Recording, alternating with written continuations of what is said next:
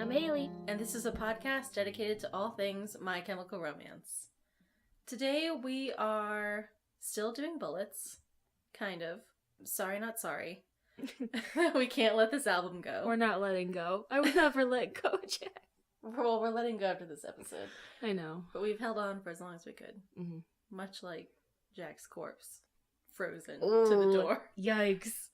He could have fit. Could have. They even, proved that in Mythbusters. Yeah, they did. Maybe we can fit. This is our door moment where we're fitting bullets We're and kind of revenge. on this door. Where bullets and revenge are on the same Bullets door. is gonna lose. And it's gonna drown frozen. Oh no, Bullets is drowning into frozen the because we're Atlantic. letting go. Yeah. Goodbye, Bullets. It's gonna float sadly down below the ocean. While we reach out towards it. And then that music's gonna play. The instrumental version of Yep. My Heart Will Go On. Whatever it is. The You penny know what? whistle. Yeah. The whistle always gets me. Okay, you were talking about a different whistle, but I'm talking about when she blows the whistle. Oh, yeah, that whistle. That's when I cry. Really? Yes. Wow. It's the desperation. I see. Makes sense. But she's just blowing on that whistle. Uh-huh. That's all she's got. Yeah. She makes it though. She does. She's a survivor. She You know who's perseveres. not? Oh. Bullets. No!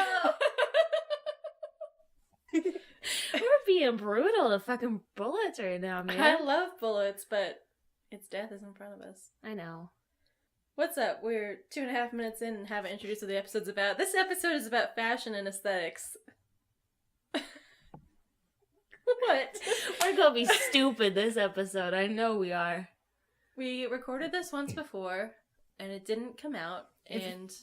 If you follow us on Twitter, you saw Kat's incredible metaphor about it sounding akin to two robots fucking in a lightning storm. Yes, that's exactly what it sounded like. We had a whole hour of audio that sounded just like that. So this is our second take. Clearly it's going well, because we've veered off into a side discussion of Titanic. It had to happen eventually. We're going to get off into some side discussions once in a while, and that's just how it's going to be. Speaking of side discussions, Okay. wanted to give an update about life stuff. We got back from Riot Fest. Riot Fest is life stuff, okay? Okay. Yeah, we got back from Chicago on the 17th, and I caught the Riot Fest flu there, or the Riot Fest cold, or whatever it was that was going around. And Kat did not. Cotton candy man. It was not the cotton candy I man. didn't eat any cotton candy. He was so nice, though. He can be nice and sick. He could not have been sick. Nice people never get sick. I don't understand how you can catch a cold from cotton candy that's in a sealed bag. He touched the bag and you touched the bag and then you ate the cotton candy with your hands which touched your mouth. I mean, I would really think that it's from the porta potties and them not having a place to wash your hands. That's what I feel that it's from, rather than the cotton candy. You know, that could be plausible. I use hand sanitizer. I gave you some hand sanitizer. I used a lot of hand sanitizer, but that doesn't do everything. It doesn't. But the important thing is that I'm healthy. So yeah, and I'm still recovering. So I feel great. Uh-huh. Listen, guys, I get sick a lot. I've been sick a lot this year, so let me gloat about it. Mm-hmm. My tonsils aren't even swollen. Wow. What an accomplishment. Yes. Yeah. Anyway, so we wanted to talk about the aesthetics of Bullets and Revenge, just Bullets and Revenge, because if we get into Black Parade and Danger Days, we're going to be here for 6 hours. So we can't talk about those just yet, but we will. I promise we will. Eventually. One day. So this episode actually has a point. It's about fashion and aesthetics, and we're going to start with our dear friend, R.I.P. Bullets. I wanted to talk about the Bullets album art first, which is very spooky, horror, haunted Halloween themed. The cover is orange and black, like already at the gate. You're here for Halloween. It's the season of bullets. It is the season of bullets and we're letting it go and I'm sad about it. Get over it. Oh my god, said the utmost Bullets bitch. Let go of it. Get over it. You're rude. Bullets is your spooky album. And if you go through the liner notes, little CD insert, They have their little pictures there. Night vision pictures, which are inherently spooky, because everyone's eyes are glowing and they're green. And you have pumpkins, bats running along the bottom part of it, the roses in the sink with blood-like liquid, Mm-hmm. and like a really fucking creepy mask, like puppet mask thing. They just said, let's shove everything edgy that we can think of into this photo shoot and put it in night vision. It's just very like fall, New Jersey, Halloween. Yeah, it's super aesthetic. Halloween. Mm-hmm.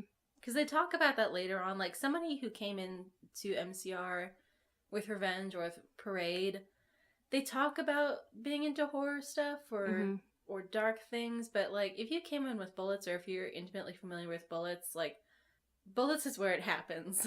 Where they're like, we're nerds who love horror movies, and we're just making an album about it. Yeah, that's their roots. It's incredible. I love Bullets. Everyone knows that.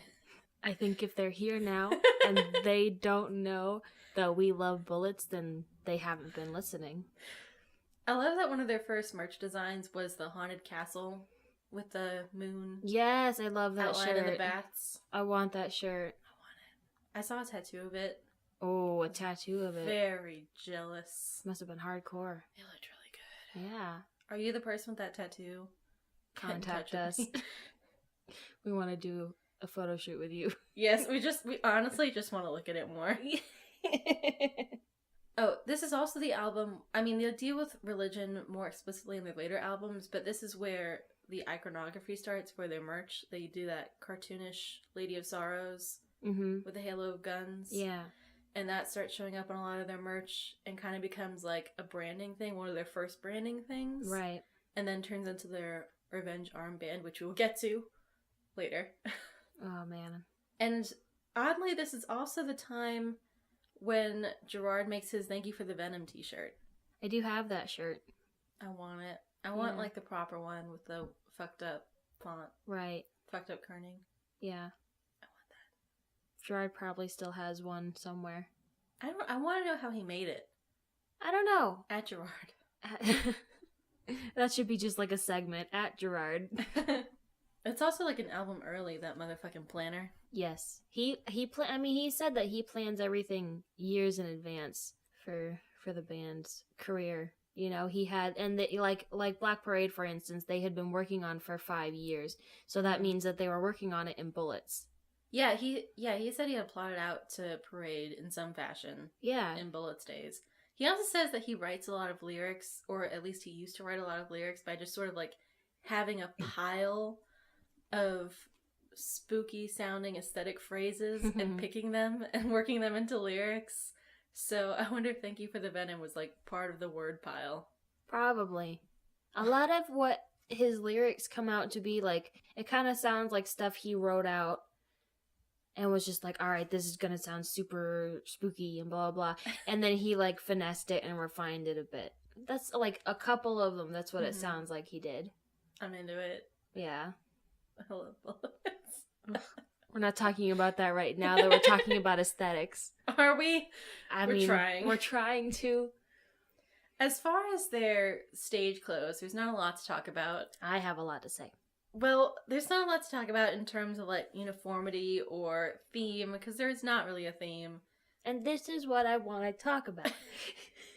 There's a lot of jeans.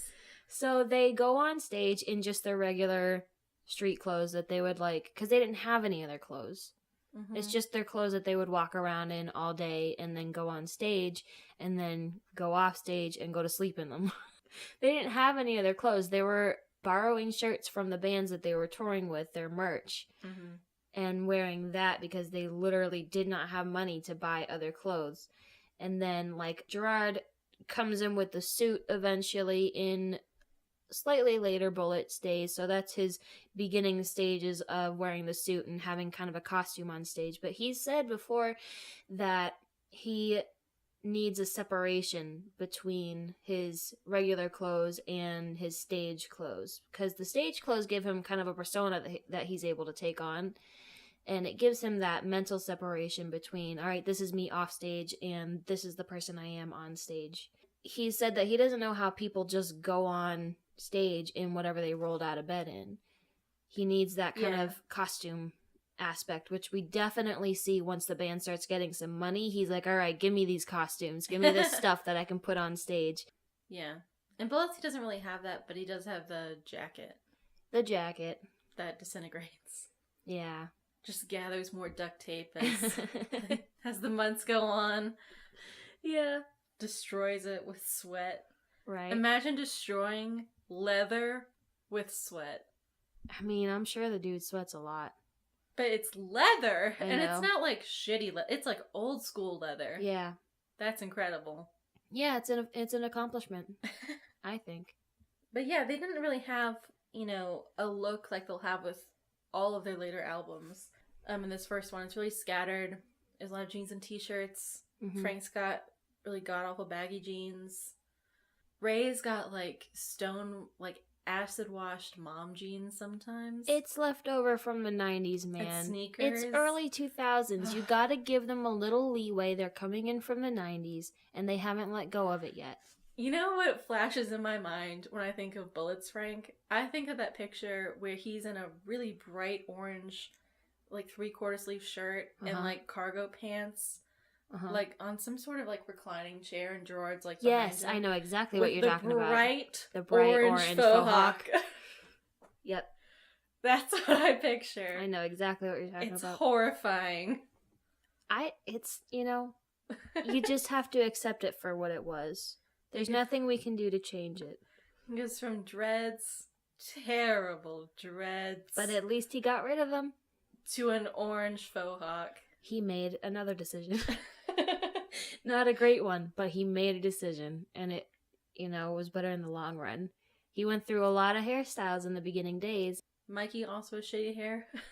Let's just shit on their hair for a second. He started out with a rat's nest, and then he also went to a shitty faux hawk. A really pointy, alfalfa-like faux hawk. Faux hawks were in. It became very narrow, and it's just like a little spike in his head. Right. And, we have to take into account that these are things that were acceptable at the time.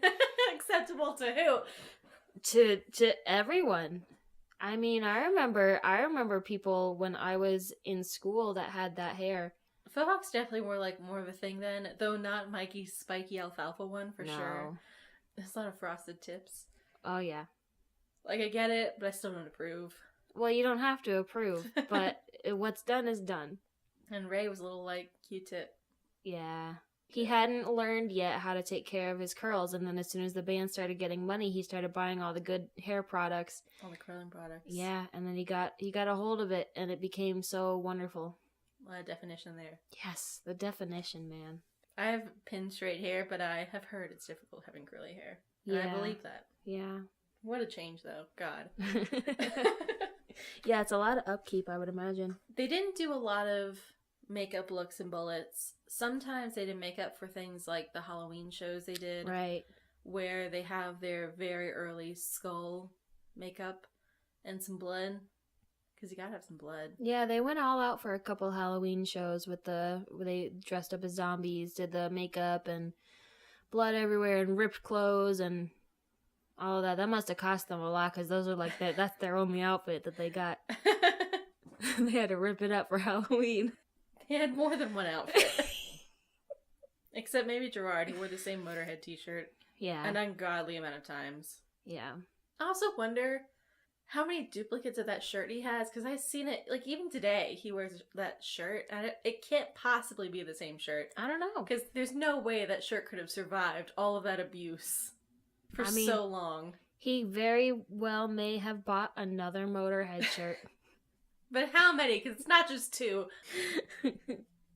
About their makeup, too, they said they were always talking about how they were getting shit for putting on makeup, and Gerard would get shit for putting on mascara and truck stops and blah blah. I don't feel like I've ever seen that boy with makeup on his eyelashes. I feel like I would know. On his eyelashes, maybe. Sometimes I notice his eyelashes, but I don't know if it's him or if it's Maybelline. But I always notice when a boy has long eyelashes. The boy has long eyelashes. He has really nice eyes. And he doesn't put mascara. I've never seen him put mascara on. I mean, obviously, I haven't seen him every day in the Bullets era, but I feel like someone would have got that documented. But they didn't really wear that much makeup. Like, No. Gerard wore eyeliner occasionally, but the rest of them didn't really get on board until Revenge. Yeah. Yeah, there's not a lot of makeup in these early days. It really comes into being with Revenge. There may have been, like, small amounts of eyeliner, but nothing to write home about. Right, like, very minimal. But maybe, I mean, I don't know, maybe in the early 2000s, when you wore a very minimal amount of eyeliner, people noticed. Oh, yeah, that was, like, the media shitstorm of guyliner. Oh, boy. Boys wearing makeup. If anyone should have got more shit for it, it's Pete Wentz. Well, he did, but that's later. So Bullets is their most horrifying record. And the lyrics, as we talked about plenty of times before, there's vampires, zombies, generally more monsters and horror imagery. And I feel like Gerard pulls a lot from one of his other favorite movies, which is The Crow. Yeah. Because even though he doesn't do makeup in that era, The Crow wears, like, a leather jacket, and he's, like, the rocker raised from the dead to, like, avenge his fiance, and so... Right. I feel like there's something there. I feel like he watched that movie a lot as, like, a teenager, started MCR, and was like, what should I look like on stage? I know. What aesthetic do I want to go for? Want to go for this leather jacket with the long hair. Yeah, the hair, I think... The hair specifically, too, because... I mean, anyone can, like, grow their hair to their shoulders, dye up black, and get sweaty, but just something about that look seems very Crow-specific for some reason. So I'm throwing that out there. I'm also throwing out there the ending quote that Gerard gave after he listened through Bullets and tweeted about it, which is that in Bullets they were the damned to the scene Sex Pistols. And I think he meant it more musically rather than, like, how they looked. But even how they looked, I think it's somewhat similar. The Damned had more of a uniform than MCR had in Bullets days. But the fact that the Damned had any fashion at all, I think gels with MCR, because MCR was doing more things that weren't quote-unquote authentic or real, while other rock bands were trying to portray themselves as, like, real dudes talking about real feelings. Right. You know? Yeah, they tried to make themselves more accessible. Like the alternative rock or whatever bands tried to make themselves more accessible and wore the street clothes and stuff on stage. Yeah, flannels. The flannels. Jeans, t-shirts. Just a regular dude. Yeah. With a guitar on stage. And then MCR brought the theatrics. Yeah, they were like, you know what? We're putting on a show. We're performers. Right. So I feel like that sort of mentality was in them. So even if they didn't bring out all the looks yet in Bullets, I think they had that sort of brewing inside of them.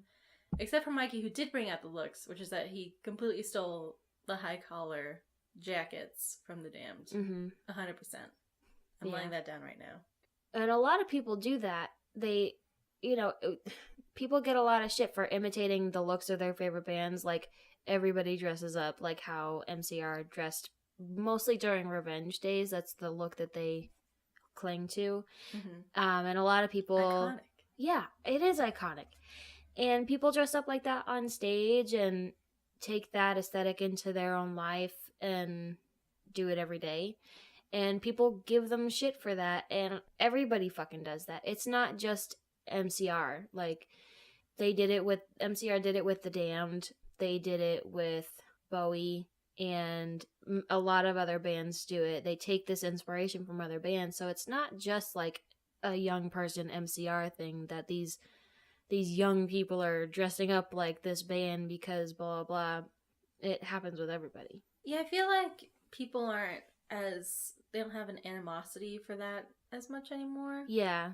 I mean, they definitely used to.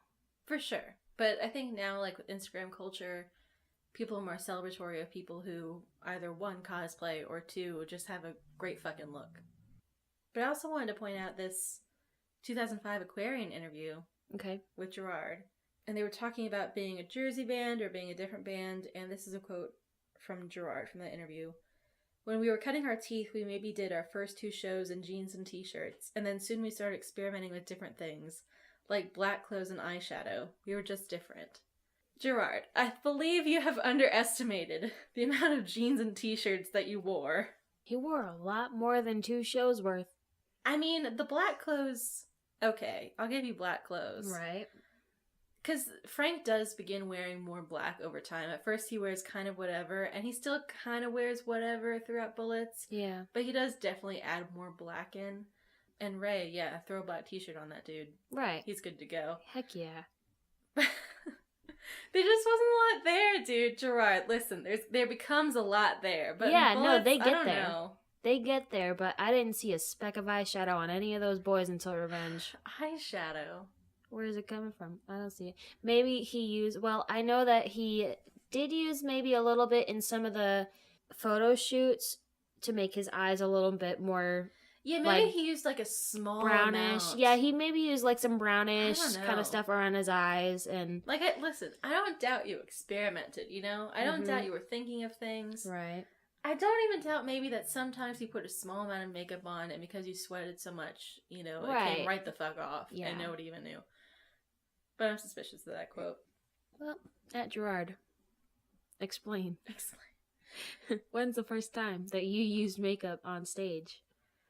I was thinking about the first time he wore makeup. He wore makeup, period. Yeah. And then I thought of how Frank never told his story. I want Frank to tell his story. I need to hear me, it. Frank! He said it was creepy. What was it? What does that mean, creepy?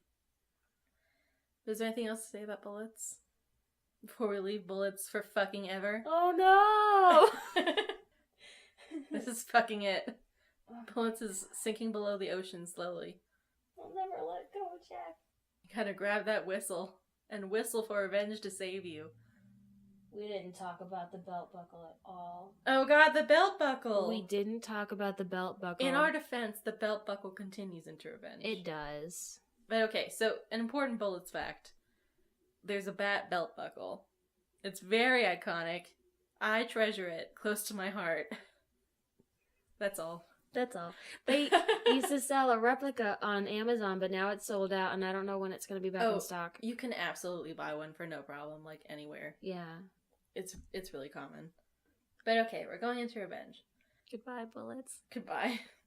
So, 2003, end of their Bullets touring. 2004, they record Revenge, release it, and at the point of the launch of Revenge, their look is kind of this... Well, at the point of Warped Tour of 2004, their look, as far as Gerard is concerned, is black jacket, white shirt, striped tie. Mm-hmm. So it's forming the basis of his future Revenge looks, but it is a prototype. Yeah. Because he doesn't get the full look until he does the Helena video. Yeah. They take the costumes from the Helena video. They're just like, all right, we're keeping these, so peace out. And they use them on tour. And Gerard just really liked his and kept it as his stage costume. Yeah, and it's the black jacket, black shirt, red tie, black pants, Mm-hmm. black flared preacher pants. Oh my god. And everybody else has a version of that same thing, too. And the brown fucking shoes. I hate those shoes. I never noticed them. I'm kind of okay with them. I'm just saying. No. I never think that black and brown is that much of a sin. You don't pair black with brown. You can do anything in fashion You that you want to do. No, you can't. Our Gerard action figure out there in his I coffin know, has brown shoes. I know that he has brown shoes, and that's because IRL Gerard wore fucking brown shoes with his entirely black suit. It's the natural color of leather. He made a bad decision. Oh, Who God. let him do that? Who let him on camera with that? If I have to look at it. You know what? An honest to God, a stylist let him. Fucking, they should be fired. Because the stylist styled the Helena shoot. So. God, I don't... just don't understand it. You don't wear black with brown. Here's also the thing, because in Helena, he plays this preacher / reverend kind of character, and I feel like the brown shoes fit into that kind of, because he's playing that character, but also playing it as like kind of a huckster with the flared pants, you know? The brown, you can't... I feel like it fits because it doesn't fit. Does that make sense? You can't reason the brown shoes into anything. They just don't fit. and it happened and we can't do anything about it. It's in the past. We can't do anything about it. I'm just going to leave it over there. Sorry, I'm so traumatized by this. Literally, as a literal child, I watched this music video Oh my fucking god. on MTV. I was like 11 or 12 or something, and I saw this video and I said, this is an amazing video. This is so wonderful. I love this. What the fuck is he wearing on his feet? What are those? What are those? That's terrible. We know the memes too. Oh, gum too. That's an old one. You can't use that anymore. We know the memes, all the memes. It's dead. Revenge is where they finally decide to get their shit together and get uniforms. And I have another quote from another interview. Okay, can't wait. From 2005 band's Warped Tour. Mm-hmm.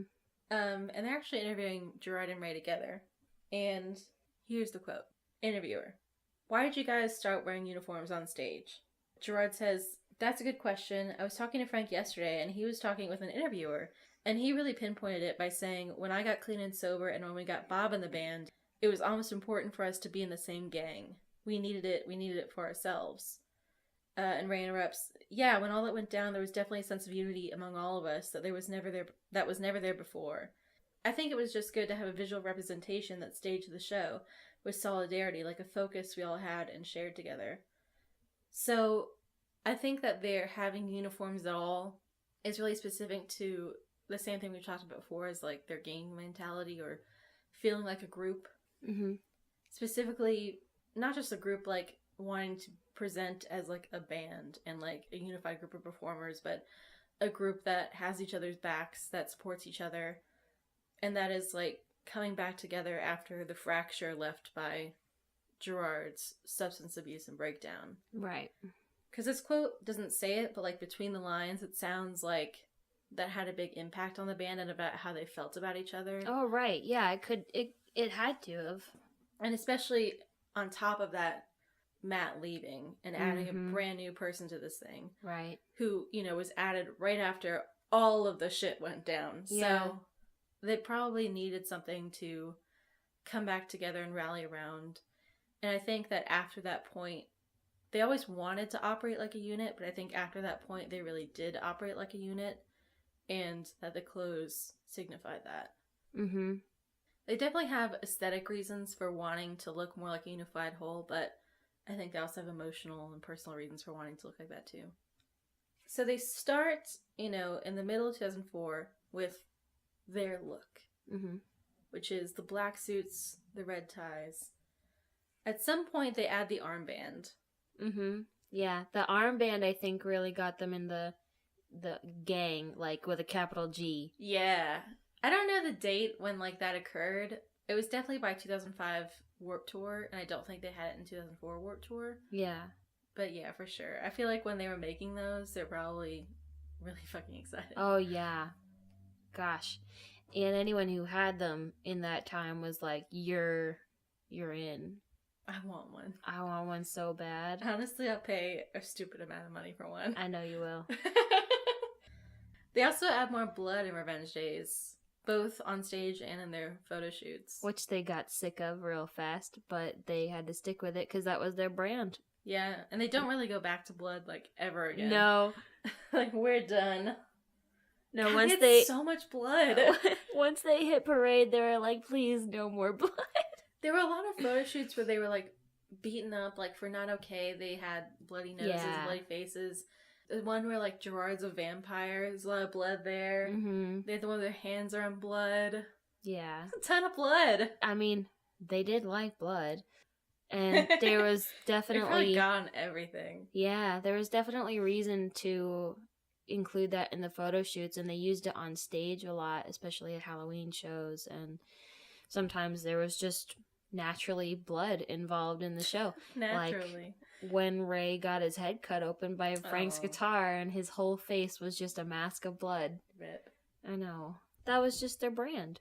They had to stick with it. You have to stick with the brand, man. Yeah, unless you go through an entire change, like an aesthetic change like they did for Parade. We're not at Parade yet.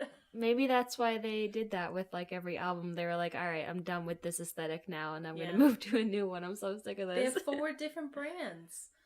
Yeah, Revenge is like the most iconic version of Gerard that people remember the most. Right. It's also the time when he has like the stringiest, greasiest, shoulder-length black hair. Yeah. Which is what people think of when they think of Gerard from My Chemical Romance. Right. The first thing, literally no matter what, the first thing I think of when I think of Revenge Gerard is the photo shoot with the white wall behind them and he's in the suit. I just wonder if it was the exact thing I was thinking of. And he has like kind of like white-ish makeup, the hair and the suit, and he like looks very intense. It's the exact one. Yes, see, this is and not... the shot that we're thinking of is like there's a shot of him like getting photographed. Yes. It's like a side anyway. Yes. Yes. You know what I'm talking about. Yeah, he also goes more into... They all go more into makeup in this era. Finally. He does a lot of white face paint. He does a lot of red gash eyeshadow, which is my favorite. Yeah, and the cuts on the face that you do with the credit card. His cuts on the face. He also did like the wide... I call it the Joker smile. Oh, yeah. And he does the black bars. Yes. Raccoon eyes. It's not fucking raccoon eyes. It is indeed raccoon eyes. It's from Blade Runner. But it's also raccoon eyes. I wanted to talk about this. I had the black bar in my notes because I know they did the blue bar version of it, and I think that was mostly just to shake things up. But alien raccoons. But I wanted to talk about the black bar because it's from Blade Runner. It's from the character Pre from Blade Runner, who is a, what's it called? A replicant. Replicant, yes. I don't know these things. And he draws on these things for a lot of his looks and a lot of the aesthetic things that he has done through his entire career. He pulls on these kind of... The dude's been cosplaying his entire career. Like, honestly, that's the dream. Phantom of the Paradise. Yes, Phantom of the Paradise. The Crow. Yep. Blade Runner. Yep. His own comic. His own comic. He cosplayed his original character. Incredible. What an icon. What an icon, man. Truly. The rest of the band also gets into makeup kind of lightly. They all, I think, at some point wear white face paint. Yeah. I don't think Ray really wears a lot of eyeshadow.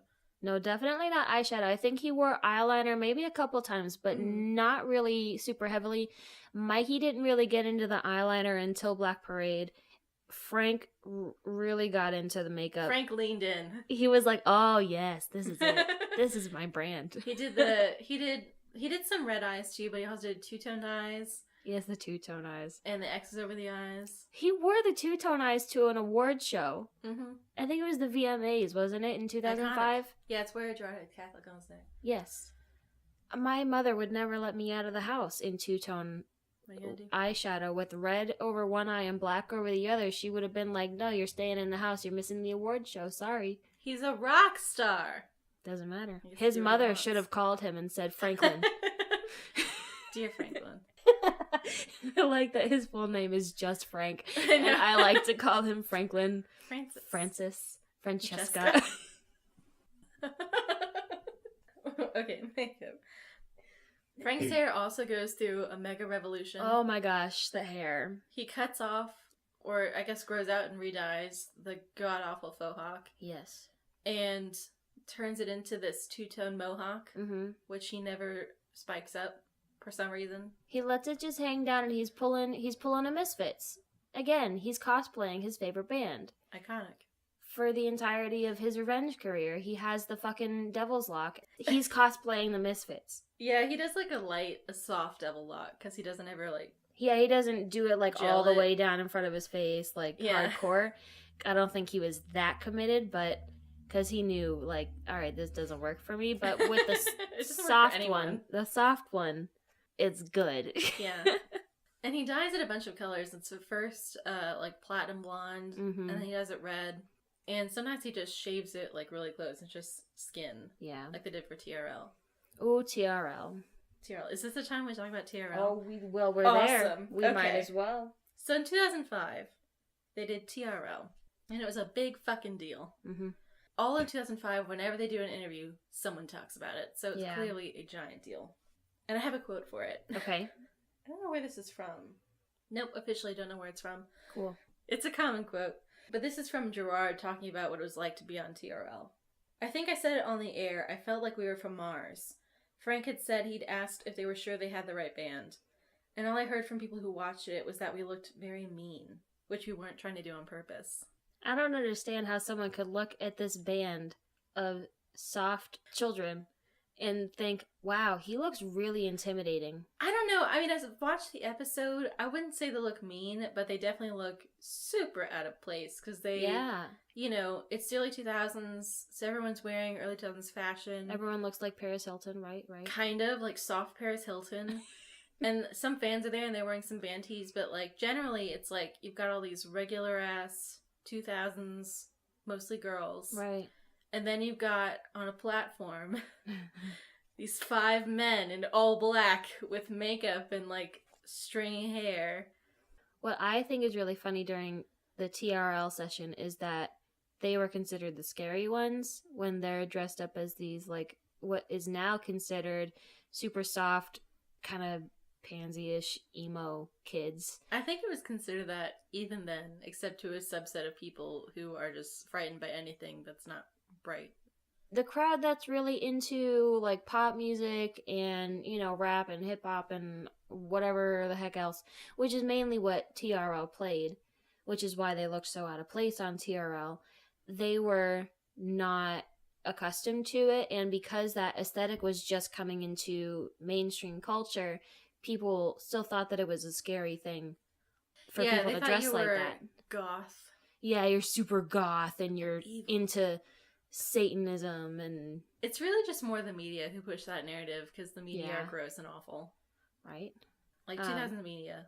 Worst fucking media. And if you dress like that today, like, you get bullied, you know, for being a sissy. And yeah, again, I think it's more acceptable today because, one, it's trendier now to, like, wear a lot of black and have a strong look. Right. And then, two, I think people are trying to be nicer to other people. I don't know. That's not really what I'm seeing. You know, when I'm on Twitter and stuff, and there's kids that we follow on the Fancast account, and they're talking about, like, getting bullied and stuff for going to school in an MCR shirt, and, you know... I'd be shocked if the preps, quote-unquote preps of their school, the preps, even knew who MCR was now if they're young, because, like, they haven't been a band for a very long time. R.I.P. Yeah, pour one out for your homies. But yeah, so they said they felt like aliens. They kind of looked like aliens. Mm-hmm. It's a very strange episode to watch because they're also, like, projected on the big screens outside in Times Square. Wasn't that the first time they had to use a police escort, too? Yeah. Yeah. Because they had a lot of fans. And they were kind of like this alien band in this musical landscape because they used so much theatrics and costumes. And that wasn't common in their genre of music for that time period. Mm-hmm. And definitely wasn't cool. So it's kind of valid that they felt like aliens because they kind of were. We have not yet mentioned the Bulletproof vests. The Bulletproof vests! Okay. We need to talk about Warped Tour if we're going to talk about the Bulletproof vests. Yeah, 2004 Warped Tour, they're still in their beginning stages of fashion. 2005 Warped Tour, they come out with a bulletproof vest. Mm-hmm. And armbands. That's when they get armbands. Yes. So the Bulletproof vest is not an actual bulletproof vest because I think it's illegal to wear a bulletproof vest just out and about.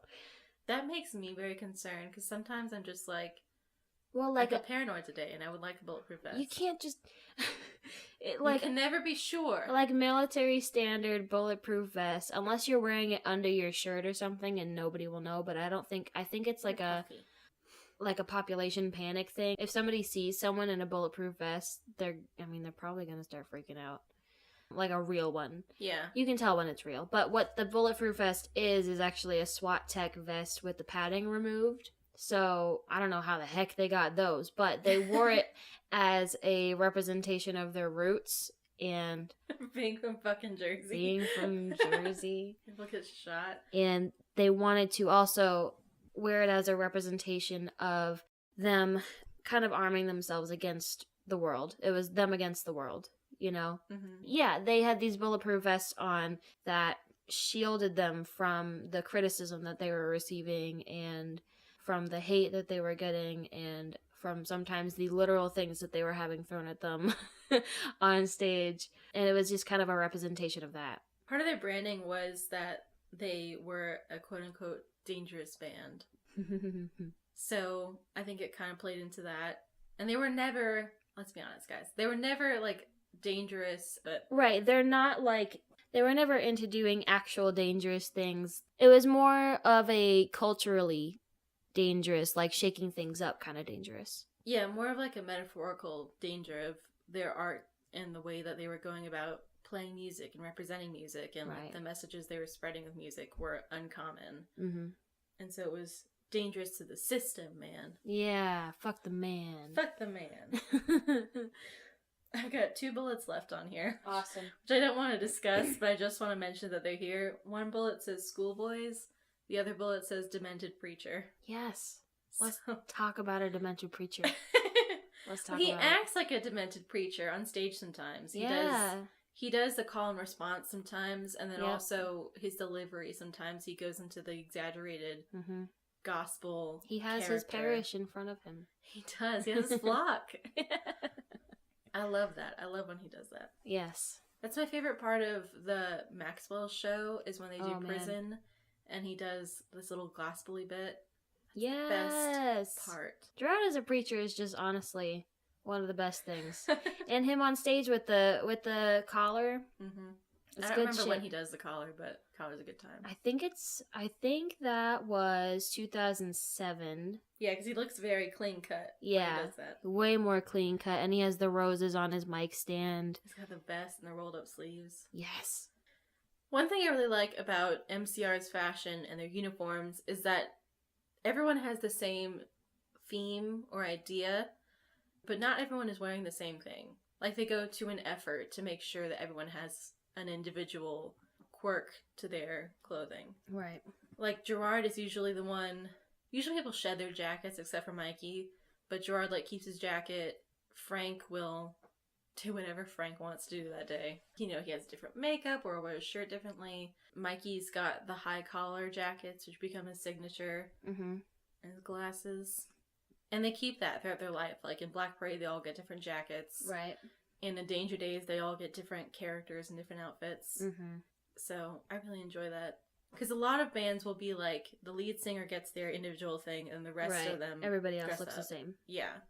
So, I like that they made it known through their clothing that they were still a group, but like a group of individuals, and not just a band led by a singer. Yeah, there's a common thread among them. They're all contributors, but they have their own style.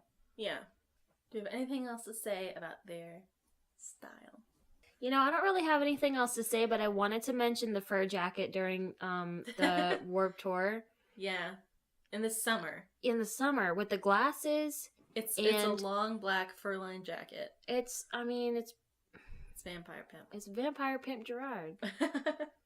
It just doesn't get any better. What's great about the jacket is not just that the jacket exists and that he wore the jacket, but that the particular photograph that someone took of him with the jacket is him in the most diva pose coming down the a stairs. staircase with his hand above the railing. It's cosmic intervention. Who gets that picture and decides to post it with him in that jacket? Just, oh man, it blows my mind. It's fucking incredible.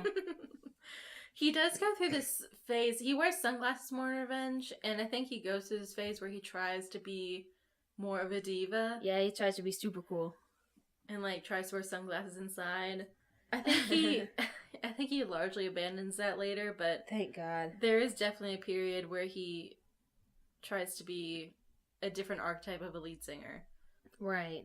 Yeah, I think he sees people that he looks up to going into this diva mode, and he's like, oh, okay, maybe I can pull that off, and I want to be like that, and maybe this will help me get the vibe that I want on stage. Yeah, I think he meant it to be like campy diva kind of. Yeah. But he's just too damn soft to pull it off, even in a camp context. I can't talk about this either. You know when else he wore that jacket in Life on the Murder Scene when he's getting coffee? Yes. Oh my gosh. And when he's doing Steve, what's that fucking guy's name? From Fuse. He's doing his makeup on the bus. Oh yeah, Steven's Untitled Rock Show. Mm-hmm. That's when he also wears it. Yep. Oh, it's good times. Dear Steven from Fuse. Oh, I'd love to interview him. You're rad. Anyway. Do you know he was on a couple episodes of Buffy? I do, only because you told me 5 billion times. I just think it's so cool. Everything I love is connected. That's all I have to say about that. That's all I got. That's all I got for you. But we do have some more things to discuss in this episode, namely you guys. Yeah. And your stories that you sent in. So you've asked our fan stories, and feel free to keep sending them. Please do. We've collected a bunch. I'm going to read a few, and then hopefully we can intersperse the rest throughout future episodes. Mm-hmm. But for right now, here's a block of them.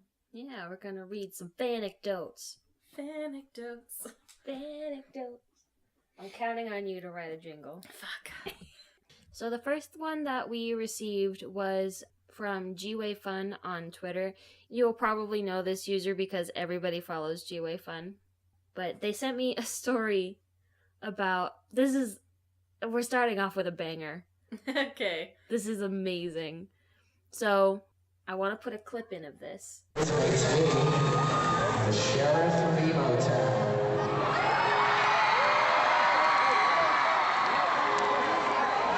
So get your fucking flat irons out and your highlighter ready.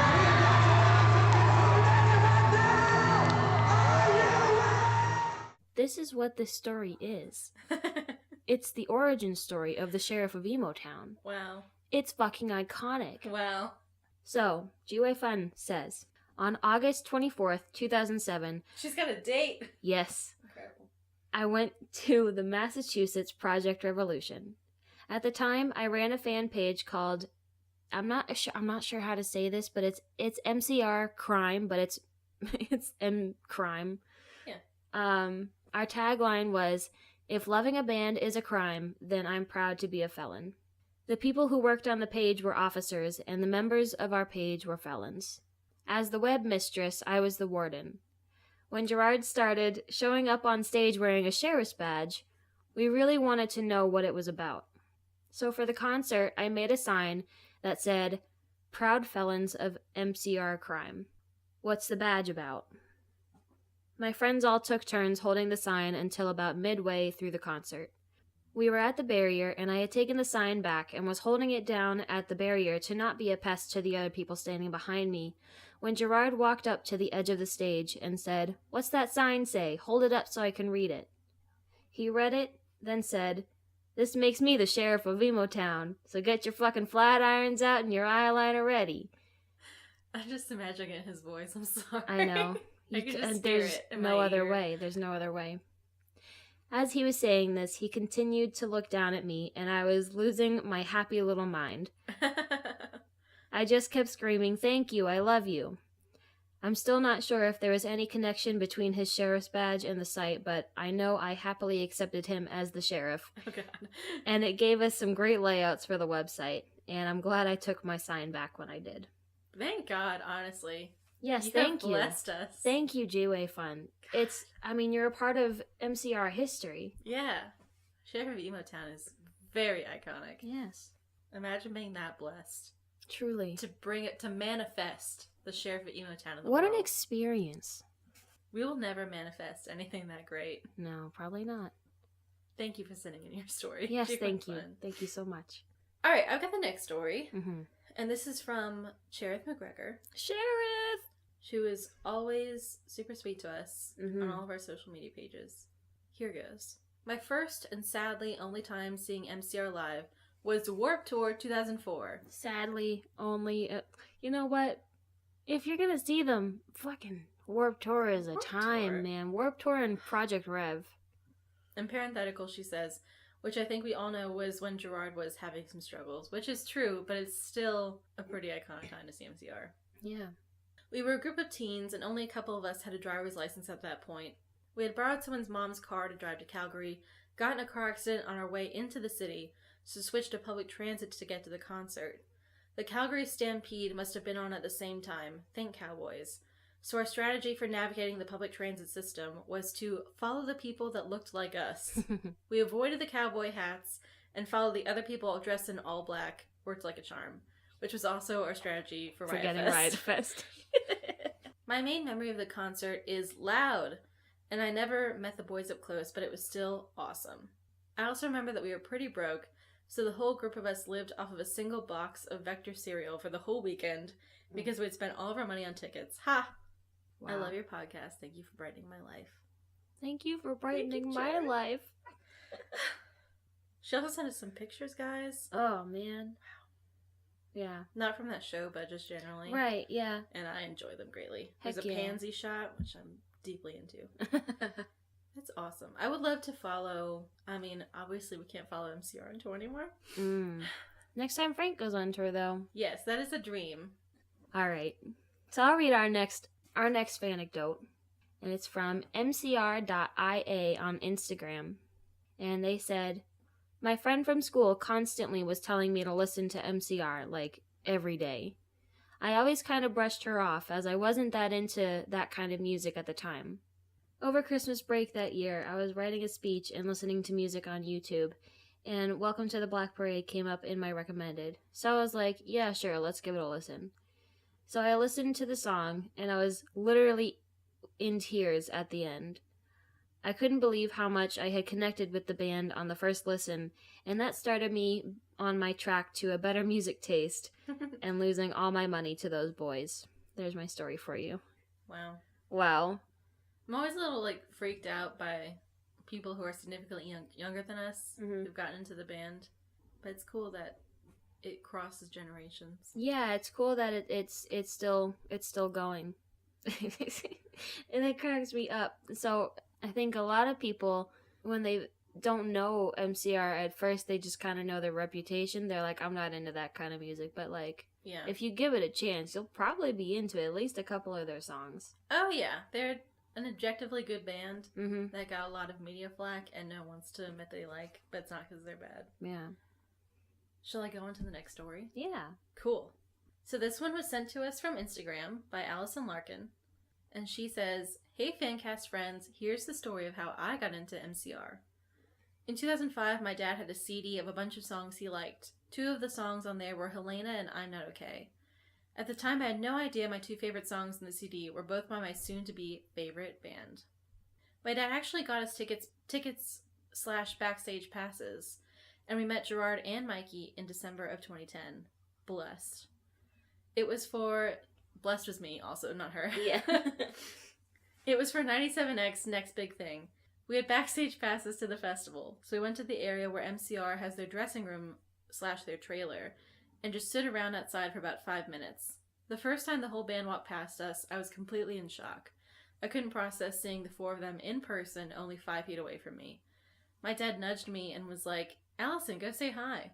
So I composed my 15-year-old self and approached Gerard. He was nothing but nice. Big smile, gave me a hug right away, talked for a bit. At the end I asked for a picture. He said of course. To this day I still have that photo of us framed on my wall. I'm crying.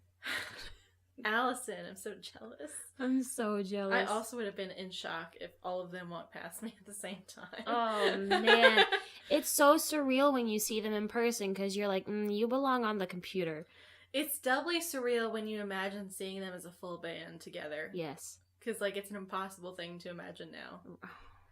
I'm sorry, but, like, doubles the impact. Yeah, it's sad. Yeah, when I met It's Frank, I was really, like, yeah, it's weird. this is not allowed. Yeah. Worlds this are is merging.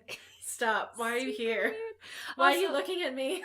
I would like to note that when Allison sent her story, she just casually neglected to expand upon the fact that she met Gerard and Mikey. I was like, hey, The story's actually like 2 parts, and the first part started with the CD with her dad, which is also so tender and touching. I know, it's sweet. And then later on, she added the part where she met Like, Gerard. excuse me. I need details. Details. Bearing the lead. So our next story is from Faith Got Scared on Twitter.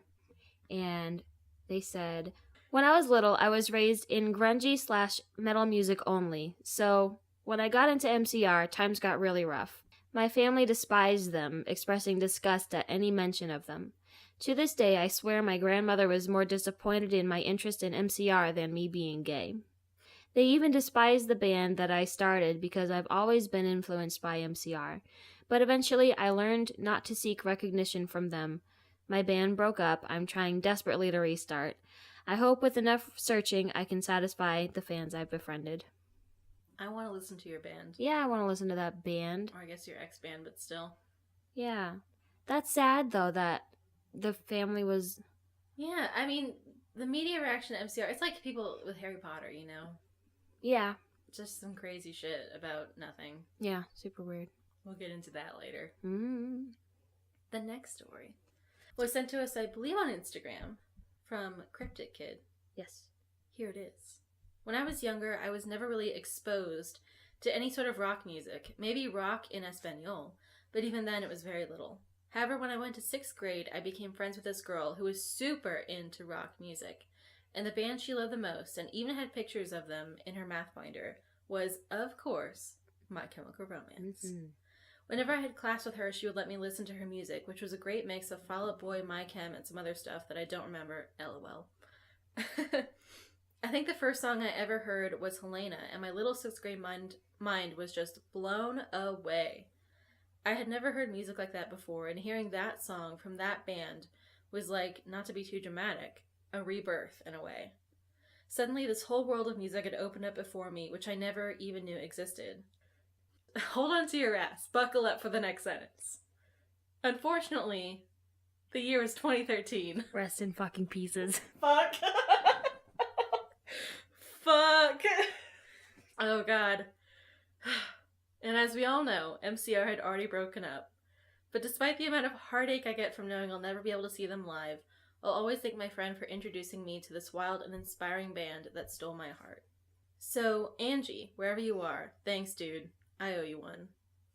Angie, God bless, but could you have had some better timing? Oh, boy. Yeah, that's really rough. 2013.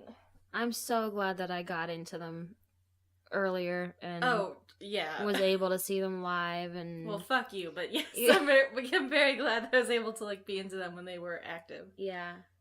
But still, fuck you for seeing them live. Alright, that's all we have time for as far as stories. Anecdotes. If we did not get to your story, we will get it in future episodes, so do not fret. Yes, we will absolutely, swear to God, we will absolutely get to your story. Just a time constraint.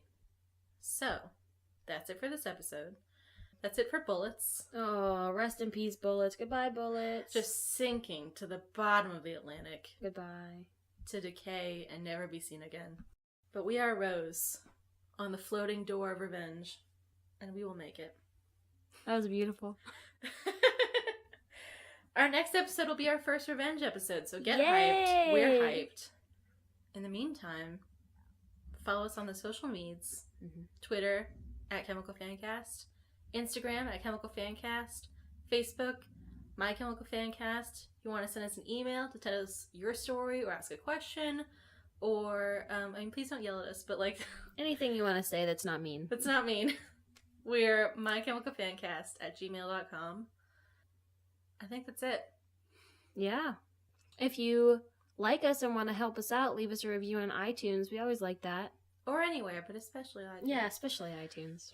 5 stars. Okay. But until next time, I'm Kat, And I'm Haley. and we will see you in 2 weeks with Revenge. Heck yeah. Get ready. Get hyped.